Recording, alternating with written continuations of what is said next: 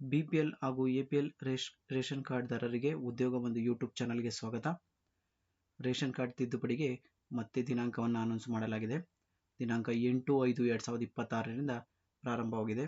ಯಾರೆಲ್ಲ ರೇಷನ್ ಕಾರ್ಡ್ನಲ್ಲಿ ವಿಳಾಸ ಬದಲಾವಣೆ, ಹೆಸರು ಸೇರ್ಪಡೆ, ಸದಸ್ಯರ ಹೆಸರು ತೆಗೆದುಹಾಕುವುದು, ಫೋಟೋ ಬದಲಾವಣೆ, ಹೆಸರಿನಲ್ಲಿ ಸ್ಪೆಲ್ಲಿಂಗ್ ಮಿಸ್ಟೇಕ್ ಆಗಿದ್ದಲ್ಲಿ ಅದರ ತಿದ್ದುಪಡಿ, ರೇಷನ್ ಅಂಗಡಿಯ ಬದಲಾವಣೆ, ಆಧಾರ್ ಕಾರ್ಡ್ನಲ್ಲಿ ಇದ್ದ ಹಾಗೆ ರೇಷನ್ ಕಾರ್ಡ್ನಲ್ಲಿ ಡೇಟ್ ಆಫ್ ಬರ್ತ್ ಬದಲಾವಣೆ, ಇತರೆ ತಿದ್ದುಪಡಿಗಳಿಗೆ ಆನ್ಲೈನ್ ಮುಖಾಂತರ ತಿದ್ದುಪಡಿ ಪ್ರಾರಂಭವಾಗಿದೆ.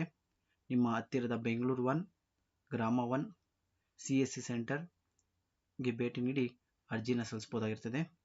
ಹಾಗೂ ಏನೆಲ್ಲ ದಾಖಲಾತಿಗಳು ಬೇಕು ಅನ್ನೋದಾದರೆ ಆಧಾರ್ ಕಾರ್ಡ್ ಹಾಗೂ ರೇಷನ್ ಕಾರ್ಡ್ ಬೇಕಾಗುತ್ತೆ.